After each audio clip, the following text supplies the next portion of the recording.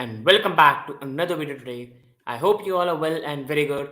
And today I'm finally back with another video where I'm going to dissect on the Chelsea defeat against Leeds United, where we got absolutely destroyed 3-0 at away to Allen Road.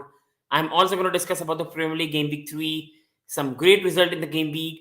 I'm going to discuss about Arsenal, how good they are doing. I'm going to discuss upon Tottenham and a lot more. So before we start, people, it doesn't take much. Do subscribe to the content, do like the channel, and please keep supporting the channel as well. So, guys, starting with the first topic today, and that's about the Premier League Game Week 3. So, the topics we're going to discuss today is regarding Premier League Game Week 3 thoughts. I'm sorry for the writing there. Leeds 3, Chelsea nil, Chelsea attack, Chelsea new signings, Tuchel, Mendy, Arsenal just awesome, Tottenham, and any other Premier League big moments we're going to discuss today. So, guys, these were the Premier League results on the Game Week 3. You can see on the screen as well. So, these were the results. We saw Tottenham winning against Wolves.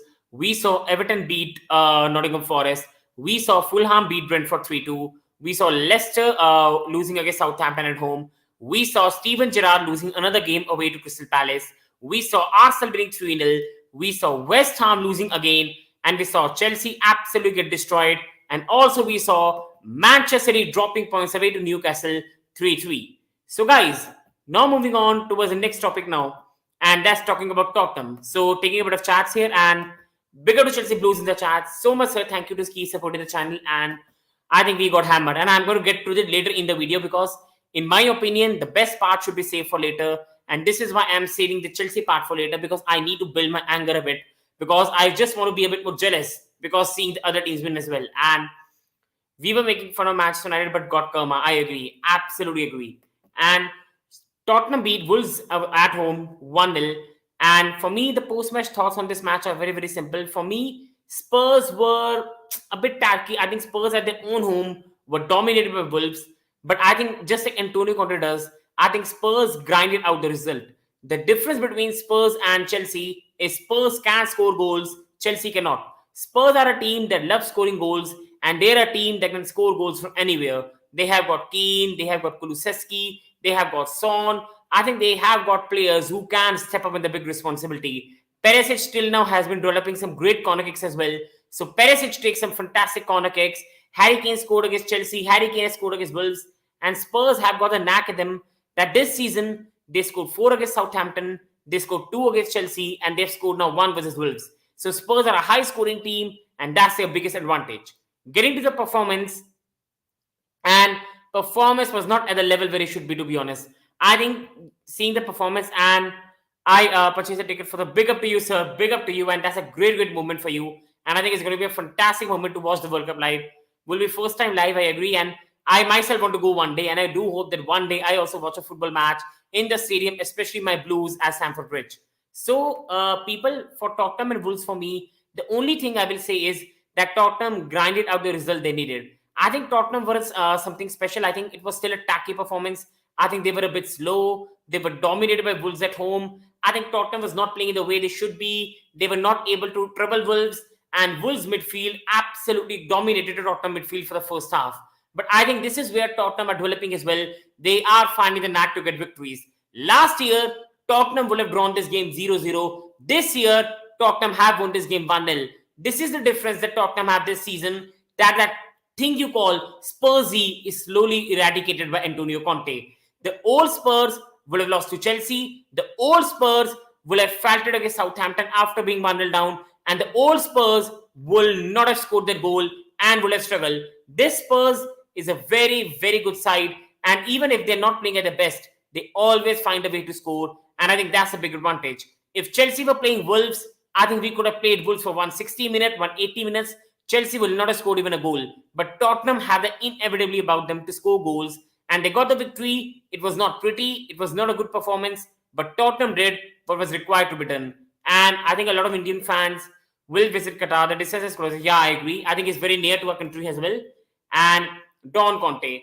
I think Conte at the moment, you can see his side is not doing any great football, but they are getting the job done. And that's a big part of Conte as well.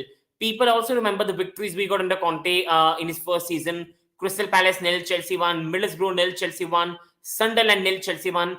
There were some matches where we did not play well, but we got the result. And that's what Conte is making these Tottenham players learn. That is always not going to be pretty. Learn to get the job. Under Pochettino, this team was so good to watch, but on the D-Day, they used to bottle it. So I think Antonio Conte is trying to make them a side which on the big days can wake up and perform as is required. So now going on the next result, and that is about Arsenal. And Arsenal smashed Bournemouth away from home 3-0. And talking about the game, I think this is the thing you have to talk about this picture. Gabriel Jesus, Martin Odegaard. This team is playing some magnificent football. Now, before people come at me, I'm a Chelsea fan, but you have to praise what Arsenal are doing right now. The balance in this side is very, very good so far. Attackingly, they are one of the best side in the Premier League to watch. Martinelli, Smith Rowe is there on the bench as well. Nketiah is there on the bench. They've got players like Pepe who are leaving on loan. And even then, they've got good depth. You can see them having Odegaard, Smith Rowe, Nketiah, Gabriel Jesus, Gabriel Martinelli. I think even at the moment, Reece Nelson was part of it, but he got injured. You see Saka. You see even at the left back, Zinchenko. Then there's Tierney who got injured, I believe. Then at the right is Tomiyasu. In the middle, I think they have more balance now. Ben White, Gabriel, Saliba, Holding. The goalkeepers at the moment are a bit of concern because Leno has left. But the centre-backs and the attacking department are the one where Arsenal have a lot of balance. Midfield-wise, they have a bit of concern that once the other person, I'm not going to name, gets injured, I think they have no replacement available. And I think Granit Xhaka is still a person I rate, but not at that high amount. But other than that, centre-backs are a big, big part of Arsenal play. And the centre-backs Arsenal have got are at a very, very good level. Gabriel is so good to watch sometimes. Yes, Gabriel is a bit erratic sometimes, but Gabriel for me looks like a true leader. I think Saliba, wow. This guy is just so good on the ball. He's such a good centre-back. He's so commanding. And William Saliba might be one of the find of the season. And then they've also got Ben White, who does his job, performs 6 to 7 out of 10, and does his job perfectly. Then they've also got Holding, who last year, whenever required, performed well. So centre-back is a very, very good position Arsenal have cleared. I will also say that the midfield for me is a bit of concern in terms of backups. But if Arsenal sign Yuri Tielemans, they are even trying to sign a winger in Pedro Neto. I think this side will be complete. And then in attacking department, they have Gabriel Martinelli, Smith Rowe, Nketiah, Jesus, Odegaard. And if they add Pedro Neto towards it, my God, is it going to be good. Arsenal are going to be very, very good people. And I think they are looking very, very good as well. And what happened to Arsenal? I think what happened to Arsenal is good strategic planning. Now, people, I'm not being any bitter in this. I'm not being any salty in this. I do not know, is Arsenal building to become a great top 4 side and play some good football? Or is Arsenal really going to be challenging for titles in future? But right now, they are a well-balanced side who are relying on young blood to improve their team. And right now, Arsenal are doing a very, very good job. What happened to Arsenal? I think they've realized that they're not at the level they must be. They have started on a young project now, building their young players, playing good football, trusting 20, 25-year-old guys, and slowly developing them for the future of the club. That's what, in my opinion, has happened to Arsenal. And this is why they're such a good side to watch as well. Let me go a little bit off topic. Don't you think PSG are ruining? I do agree, but I think the football has changed in today's world as well. I think everywhere money is involved, and right now you can say it's just not PSG. Everywhere is involved. But the only problem is in Premier League, Chelsea, City all brought money. So Premier League became one of the richest league. So even teams at the bottom can spend a lot of money now. Sadly, in French football, there's only one team that can spend money, and that is why that league is dominated by one team. In Premier League, when Chelsea had come with the money, there was already Arsenal United. Then Manchester City came as well. And because of that money, that popularity in the league, Premier League became very, very popular. And that is why all the team can spend good budget. But sadly, in French league, all teams cannot spend, and it's only PSG. And this is why the French football for me sadly has been ruined. And talking about Arsenal people, the question that arises is Arsenal to close the gap to top 2. Is it true or is it not? Now, people, I will say one thing first of all on my progression report so far of Arsenal as a Chelsea fan. I think Mikel Arteta, whether you like him, whether you don't like him, whether you rate him, whether you don't rate him, Mikel Arteta is leaving Arsenal a very, very good legacy. Now, I don't know, is Mikel Arteta good enough for the future? I don't know if Mikel Arteta is going to be the manager that wins in the Premier League, Champions Leagues, gets them fighting for titles. But one thing I can say about Mikel Arteta is he's leaving a good squad for the next manager to come or even improve it on his own way. This is the way Mikel Arteta so far has been doing a good job. He has built a very good young side.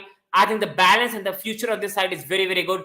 Odegaard is looking like a true leader, and Odegaard is only going to become better and better as much as he grows in his age and maturity. Smith Rowe is only going to grow. He came very well last year, got the injury, lost his place to Martinelli, but he's still such a talented guy.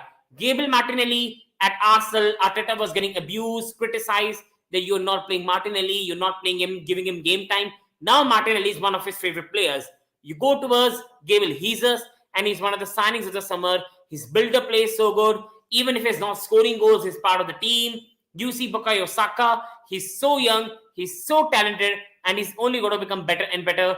You go towards their back, Saliba is only going to become better and better. Gabriel is only going to become better and better. Ben White is going to grow in maturity as well. Tomiyasu is young and only going to grow. Zinchenko is again a very, very good signing. Low risk, young, and is only going to develop and develop. And the side so far, especially the first 11, is very, very good. And Arteta has done a very good job. Now, whether he can take them to the next step, nobody knows about that.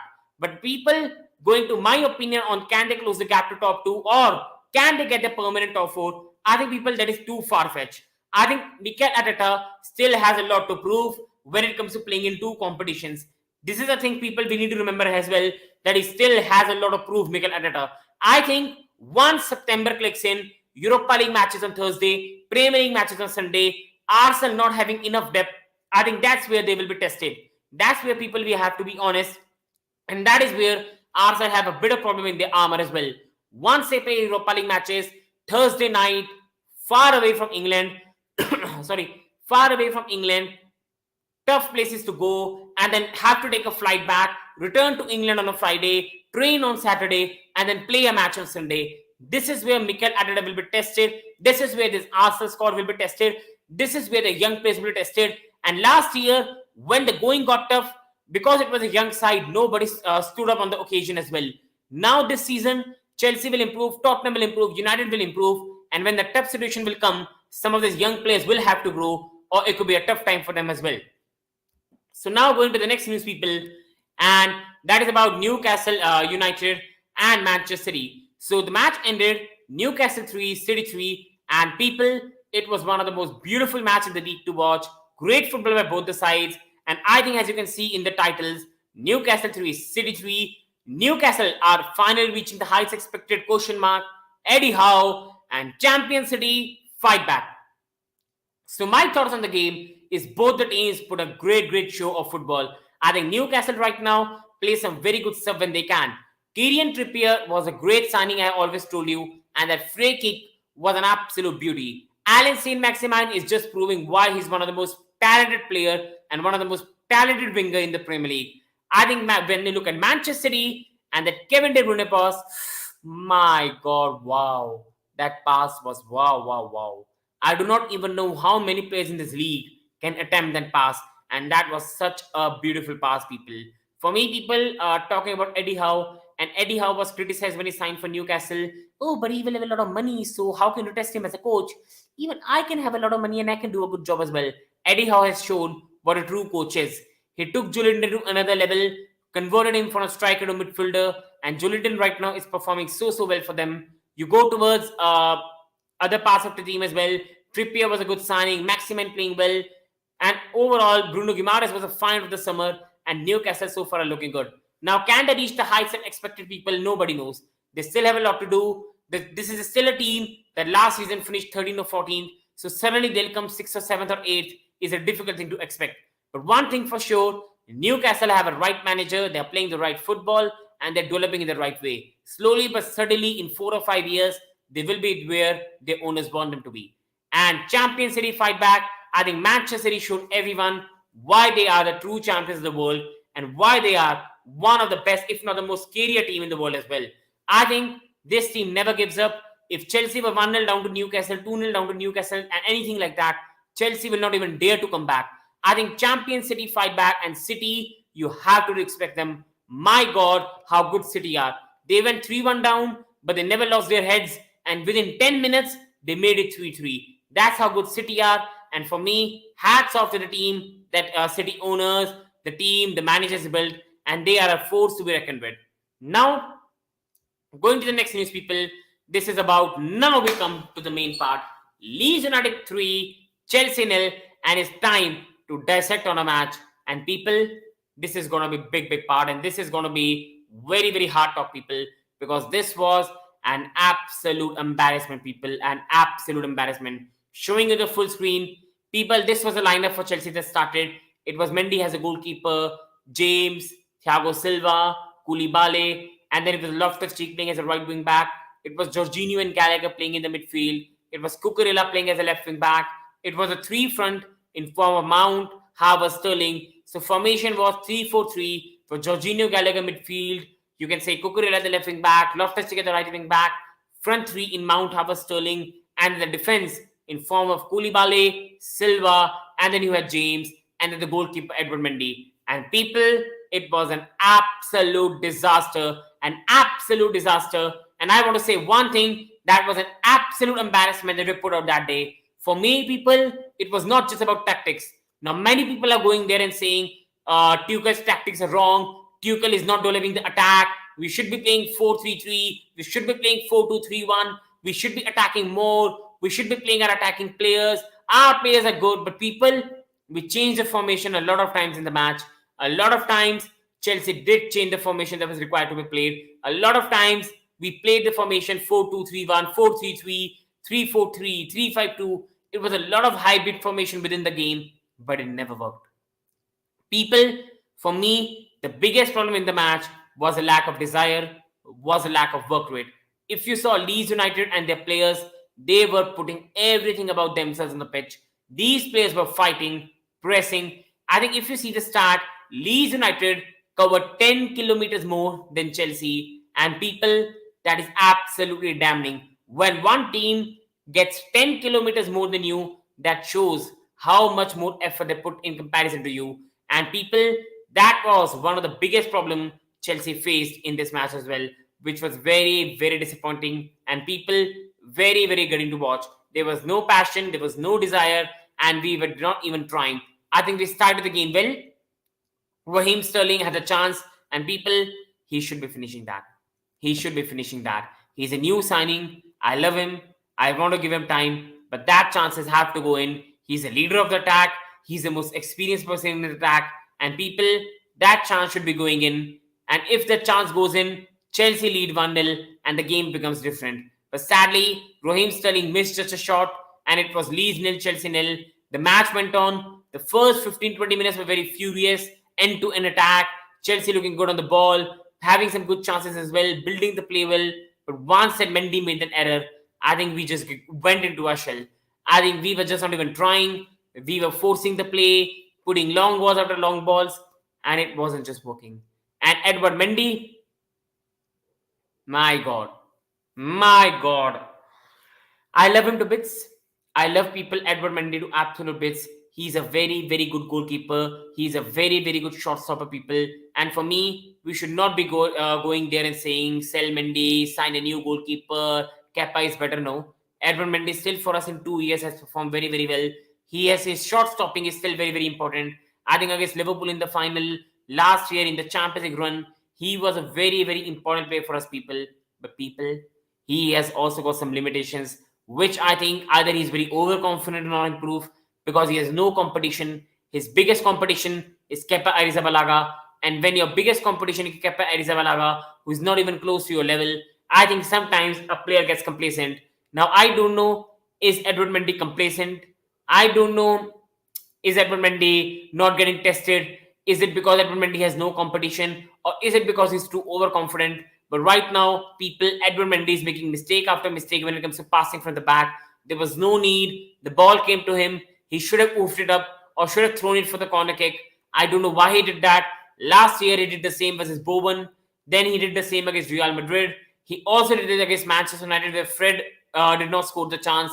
He has done it again. People, this was very bad by Mendy. And I think that already put the team on the back foot. I think gave Leeds the confidence, gave Leeds the drive to get a second goal. And I think dressing room, the whole team on the pitch was absolutely stunned after that. For next 5 or 6 minutes, they started forcing play, long balls, diagonal passes. It wasn't working. And then again, Chelsea players, when we go 1-0 down, we never try to come back. We just lose 3-0. This is a problem with this side. When they lead, they do well. but when they concede, they don't do well. It's very, very sad. The players gave up. The set piece, how is Rodrigo winning the header over all the tall people in the Chelsea defense? We conceded a goal against Tottenham where it was 96 minutes in the game. Nobody was marking Harry Kane and they scored and Tottenham got a draw. Again, people, we made a mistake for set piece and it's becoming a big, big problem. And we concede the second goal, all the momentum goes away and then all the thing fell apart as well. Very, very disappointed, people. And after that, it was a formality. We had to attack more, and in that way, we had to consider third goal as well. Now, I'll also come to the attack as well. Looking on some other topics as well. Thoughts on Mendy. I think I've given my thoughts on Mendy. I think we should be backing him. He's a good goalkeeper. I'm not the one who's going to say Mendy out, this and that. But people, Mendy must improve because if he continues playing like this, I think he does not deserve a spot in the lineup. I love Mendy. Mendy is one of my favorite goalkeepers. But Mendy either has to stop being complacent or something other going on. Or I think this is very, very wrong in my opinion. Mendy has to start improving or else he should be told by the manager that if you don't perform, you will be dropped. I think at some point, Mendy has to be given a bit of lecture and has to be improved upon. Now, going on towards Thomas Tuchel. And this is what Thomas Tuchel said about Edmund Mendy error. He knows himself with these kind of mistakes. We don't have to speak a lot. It's a huge mistake in a crucial time in the match. It does not help. And he's the one who is the most disappointed. So this was the quotes of Thomas Tuchel or Edmund Mendy error. I do agree. I think Thomas Tuchel made it very, very clear that he knows himself. And with these kind of mistakes, we don't have to speak a lot. It's a huge mistake, people, that I've been telling you about. That mistake gave Leeds the confidence, gave the drive. It took all the wind away from what we were trying to do and put us on the back foot. But also, people, for me, I will trust my goalkeeper. I'll back him. But I will say one thing, that he has to improve or else Tuchel must be strong enough to even put Kepa in the lineup. Yes, Kepa is not at the level where Mendy is. And people, I still want Mendy to be in the 11. But if Mendy in some way is complacent, then a player who is complacent must be shown his place. If he's not complacent, then I think we have to work on the training ground because this has become a big concern because we are a possession-based team. And when you're a possession-based team, your keeper must be a sweeper keeper. And the aging defense and no striker will affect Chelsea big time. The team won't come in top 4 this season. I think on top 4, I will say that's too much early. I think, sir, for me, it's too much early to predict. If Fofana comes, Aubameyang comes, De Jong comes, the thing changes. But right now, I do agree with you. The aging defense, the backup being even a more aging player in Azpilicueta, and then a player in Chalobah who is trying to leave. Hakim Ziyech, people, just after the match has left for Ajax, and Timo Werner has left. Christian Pulisic is trying a move for Manchester United. And overall, people, it's been absolute mess so far. Please, God, I hope the transfer window gets over quickly because it's been an absolute mess so far. And going to the next part of the video, people, and Tuchel on the midfield. And this is the part, people, I wanted to talk about very heavily. Tuchel on the midfield, adding another midfielder. We have Jorginho, we have N'Golo Kante, Loftus-Cheek, Conor Gallagher, Mateo Kovacic. Kante and Kovacic are injured. Yes, it's a problem, but they will come back and they have not disappeared. And the question that arises is, do Chelsea need a midfielder? Now, people, yesterday on Twitter, there was a big meltdown. Many people were furious at Thomas Tuchel and many people were very angry that he's not putting the pressure on the ownership. Many Chelsea fans listened to this and they were angry that we do need a midfielder. Is Thomas Tuchel just trying to play midfielders who can press? This is not good side. This is not good. And that was the anger of the Chelsea fans, which in some way is justified, but in some way is very reactionary. People, I will say one thing. I do agree some way with Thomas Tuchel as well, that Kante, Kovacic have not disappeared and they will return. But also, I think Thomas Tuchel has to remember that Kante's injuries are not new thing. Kante has been getting injured since the Europa League final and he has never been the person he has been. He always plays 2 good matches and then is out for 3 weeks. And this has not been happening 1 time, 2 times, 3 times. This has been happening for the last 2 years. And at some point, we do need to understand that Kante cannot play every game and have to find a backup for him. Mateo Kovacic also at his Chelsea time in the last 1 or 2 years has also been getting injured a lot. So expecting them to be fit for most of the season is idiotic. And for me, people, that's not going to happen. So if I do agree with the last statement, but they will come back and they've not disappeared. But for how many games? Can they play 80% of the season or are they going to play 50% of the season? If Kovacic and Kante only play 50% of the season, who will play for the rest? Is it going to be Gallagher? Is it going to be Loftus-Cheek? We also have a player named Billy Gilmer in the academy who is not getting the chances. So people, Chelsea do need a midfielder. I love Conor Gallagher to bits, but I think Conor Gallagher is more of a forward in a 3-4-3 than a pivot player. And I think in a pivot player, we do need to sign Frankie de Jong, or else this midfield is in a big trouble this season. With Kovacic not in the World Cup, Kante involved in the World Cup, Jorginho not in the World Cup, so Jorginho will get a rest. But Kovacic, Kante are playing part in the World Cup, and they will have some injuries as well, and that could be a concern. Now, thoughts on Tuchel and the Chelsea attack. First of all, people, starting on the Chelsea attack, and Chelsea attack is an absolute horrific attack to watch, people. There's just no vision, there's just no understanding, there's just no creativity. People, you have to understand, you remember, once Chelsea went 2-0 down, there was no way Chelsea was coming back. I think people who are watching this show, just tell me, in any instance in this game, did you think Chelsea will come back? For me, people, when you go 2-0 down, either direct attack or attack by passing or whatever, you do expect your team to come back. You do expect your team to try some shots, some creativity. But people, we were absolutely bereft of it. People, in the second half, we changed the formation. We came with a 4-2-3-1 or a 4-2-4. We changed the formation, people, in the second half. But again, the situation was same. We try to take the ball forward. The ball goes to Jorginho. Jorginho tries to pass. Conor Gallagher passes back to Jorginho. Jorginho passes back to Thiago Silva. Thiago Silva gives it to Mendy. Mendy is clumsy on the ball. He gives back to Thiago Silva. Thiago Silva gives to Koulibaly. Koulibaly makes a diagonal pass and a long ball, and it goes for a throw-in. That was the story, people, of a game yesterday, and that was the way people we were playing. There was no pattern. There was no understanding. The players were not even trying. And I think after we went 2-0 down, we did not even try to attack. Our best attacking part of the game came in the first 20 minutes, and that is a big problem of how we play. Now, people, going on Tuchel, and should Tuchel improve Chelsea attack? I think people, everybody has been saying on Chelsea Twitter that Tuchel is to blame. Tuchel is the one responsible. It's the mistake of Thomas Tuchel. Thomas Tuchel is not improving the Chelsea attack. All the rivals are enjoying upon it. Many rivals are saying Thomas Tuchel is not a good manager. Thomas Tuchel is a defensive manager. He's very pragmatic. And Chelsea fans are getting along with that. Oh, he's not improving the attack. We have Callum Hudson-Odoi, Mason Mount. We've got Kai Havertz. We have players like Pulisic. But the manager is not using them well. And I think that's been the thing that's going on in Chelsea Twitter. Now, people, giving my very honest opinion to you all, people. See, I do think that some of the players do need some regular chances. I think, people, Pulisic has been a bit mistreated. Pulisic must be getting more chances. Havertz has got so many chances, and till now, he has not hit the level we want him to do. I think Hakim Ziyech has also not got a proper run in the game, but now he's gone to Ajax as well. Hudson-Odoi got a lot of run at right wing back, but he has never got the run to play as a left wing, which is a real position. So I do agree that Pulisic and some players have been underused and must be given more chances to be allowed. But people who are going on, Tuchel not improving the Chelsea attack, people, this was the same attack under Frank Lampard, bar some players which got him sacked. People, this was the same team that has been struggling for a long time. How can a manager tell you to create a half chance? How can a manager teach you to finish from 3 yards? People, we have to understand the problem is just not the manager. I think, people, we have no creative players in a team. You see Manchester City, you see that Kevin De Bruyne pass. Who in this Chelsea team is attempting the pass?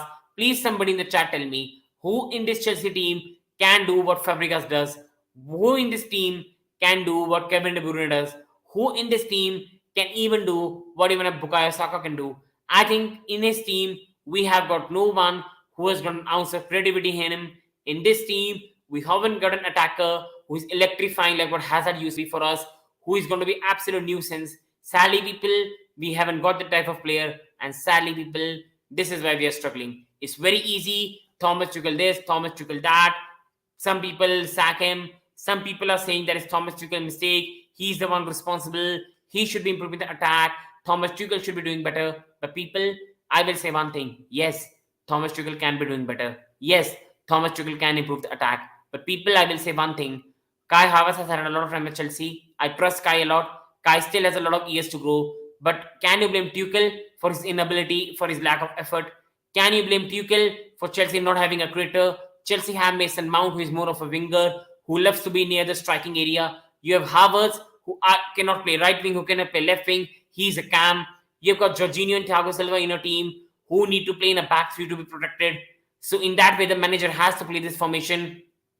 On the other side, you've got Callum Hudson-Odoi, who does not even take a person on after that injury. You got Pulisic, who is not fit, and when he's fit, is very, very inconsistent. People look at the long term. City have got Foden, who is young, Bernardo experience, Kevin De Bruyne, one of the best creative player in the world, Haaland. That is a type of attack. Gundogan in the midfield.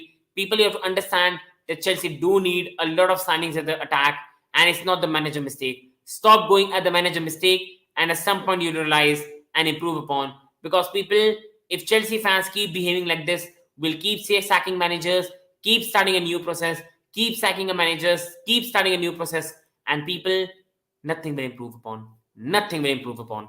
And people watching, please do subscribe to the channel. It helps a lot. And now talking about new signings, which I needed quickly. I think we have been linked heavily with Frankie de Jong, Aubameyang, and Fofana, and this could be the likely window for Chelsea at the end of it. Now, people, Fofana for me is a must signing for Chelsea. Whether you agree with me, whether you disagree with me, I think Thiago Silva, Koulibaly are aging, Aspilicueta is aging. I think Chelsea have to keep Chalobah as well. And people, at some point, we do need to understand that Chelsea do need a young centre back who has got the pace, the energy, the youngness in him. And I think Fofana could be a player who can in future play a back four for us. So that's the number one thing. Now, people at the moment are very torn between signing Declan Rice or signing Frankie de Jong. Many people yesterday on the Chelsea Twitter were campaigning to pay 70-80 million for Declan Rice. Many people were begging Chelsea board to not pay the money for Frankie de Jong, Aubameyang, and instead go and sign Fofana and Rice. That was a thing trending on Chelsea Twitter. Now, people, I have a lot of respect for Declan Rice. I respect Declan Rice a lot. But people, if you ask me, I want to have Frankie de Jong more than Declan Rice. I think Chelsea are missing a person that can make line-breaking passes, that can run with the ball, that can have the carrying ability of the ball, and can make that passes. Frankie de Jong, people, is a very, very good passer of the ball. And people, Chelsea need Frankie de Jong more than Chelsea need Declan Rice. We can sign Declan Rice next window, but this window, we need a creative midfielder. Going on, people, to Fofana, I've been telling you, Fofana is a must signing. We need to build the future of the club as well.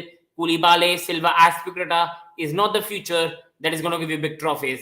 We need to build for the future, and Fofana is first part of that, and Cucurella along with that, and more signings to come. So this is why Fofana is a must signing for me, and he can play in a back four. He's pacey and will do a good job for us. Now, people, going to Aubameyang, and Aubameyang is a person that's really splitting a lot of opinion. Now, many people want Chelsea to not sign Aubameyang and instead sign Zaha, because Zaha is also Premier League experience. Zaha at the moment is more younger than Aubameyang, not much, but a bit younger than him. Many people have been demanding Chelsea to back Broha and not sign Aubameyang. All these factors have been going on. So there's a good news as well. Broha just went extend his contract, but that's the thing, people, that's going on Chelsea Twitter, that we want Broha to stay, Aubameyang to not come. Many people are angry that he's 33, 32-year-old. There's no benefit to pay the money for Aubameyang. He's a short-term solution. But there are people on the other hand who are happy with his deal. Premier League proven player, can score goals, loves Tuchel, played before under Tuchel. It's a manager signing. So people, we all are very divided when it comes to signing up Aubameyang. For me, people, if I want someone, I will be very honest with you all, I want Wilfried Zaha. I want Wilfried Zaha at Chelsea. He's going to cost 25 million, will be cheap, experience, can play multiple positions, strong physically, and offers a lot more, not just scoring goals, but other factors as well. But people on this channel, people who have followed me, who have subscribed, you will know that I always back the manager. I love Thomas Tuchel, and I always back my manager. And people, I'll always back my manager to the hill. And for me, Chelsea need to move like City and Liverpool and need to understand the manager signings. And if my manager wants Aubameyang, people, I will back Aubameyang. And every team wants to improve their squad, right? Even Chelsea didn't pass. And now why so hate against PSG? I do agree. And people do subscribe to Football Creeks, a great channel. So people coming to Chelsea here and talking about Chelsea. Aubameyang is dividing among Chelsea fan base. Many people are concerned about his age. Many people want us to sign him. Many people want us to stay away from him. People, I will say one thing. I want Wilfried Zaha, but I back my manager more than anything. If my manager thinks that Aubameyang works in his system better, he knows him better. If my manager thinks that Aubameyang is a better fit for Chelsea, then I will back the signing, whatever my manager wants. Yes, in the end, If Aubameyang signing doesn't work, if Aubameyang signing goes wrong, then all the accountability is on Thomas Tuchel. But right now, people, I'll back my manager, and if my manager wants to sign Aubameyang, people, I will back it. And as I told you earlier, for me, I want to sign Frankie de Jong over Declan Rice. We do need the creativity as well, and Declan Rice will cost at least 40-50 million more than Frankie de Jong. And people, I've told you that Fofana is a must, and Chelsea must sign Fofana whatever happens. And Premier League Game Week 3 talking points, people, in my opinion. The talking points, people, in my opinion, are in form of Leicester City. I think this is why Chelsea can also get Fofana. People, Leicester at the moment are absolutely struggling. They've lost Kasper Schmeichel as well. They've extended the contract of Jamie Vardy. But people, with Johnny Evans at the back, Fofana not playing in the match because Rodgers dropped him because of the transfer concern. Tielemans was also on the bench because he's linked to Arsenal or even United.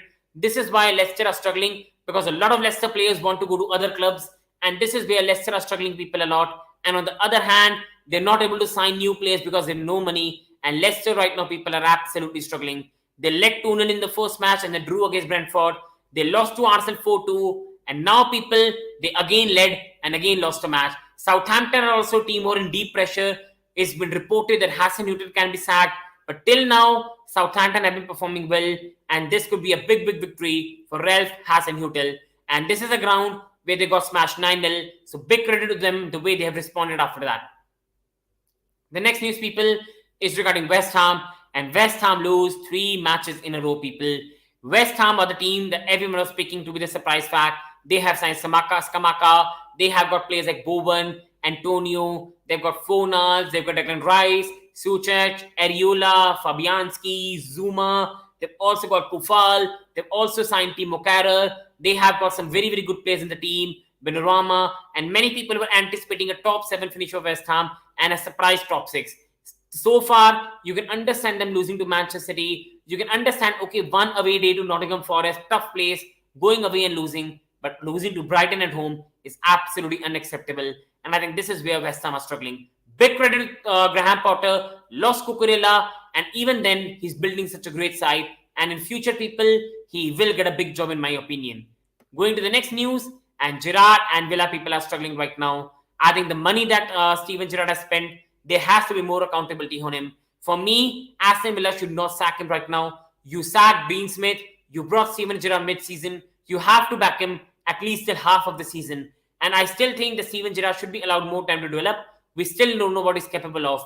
But at the moment, Steven Gerrard, just like Frank Lampard, people, is looking like the Rangers spell was not just enough, and his experience at the moment is not good enough. Right now, Aston Villa, with all the big signings, not able to do well. I don't know, people. I will say one thing. Are these the manager signing, or are these the Aston Villa owner signings?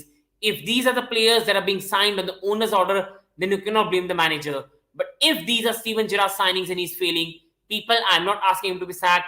I still think Steven Gerrard can improve them in some time. But at some point, the lack of managerial experience is going to play. Until now, Aston Villa are massively underachieving, and Steven Gerrard needs to do better, people. And Fulham, people, might just stay up. And that's the biggest news, people, we've got today. I think Fulham might just stay up, people. They're doing a very, very good job. I think Fulham in the first match against Liverpool were very, very impressive. They also got a 0-0 draw away to Wolves, which is a very, very good draw away to a tough place and getting a clean sheet. And now against Brentford, they lost a 2-0 lead, but again they got a goal. Until now, they have been scoring goals. They've scored 5 goals in 3 matches. They've also conceded 4. They've kept 1 clean sheet, got 7 points. And people, Marco Silva as a manager, I always admire, and it's very good to see him doing well. And Fulham, people, just like predicted, they just might survive.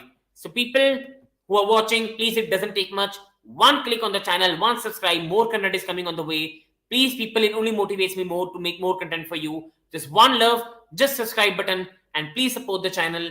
I hope you've enjoyed the video, and people, I hope you all have a great, good day. Thank you everyone who has joined today. Love you all, respect you all. Thank you so much. Please subscribe, and thank you.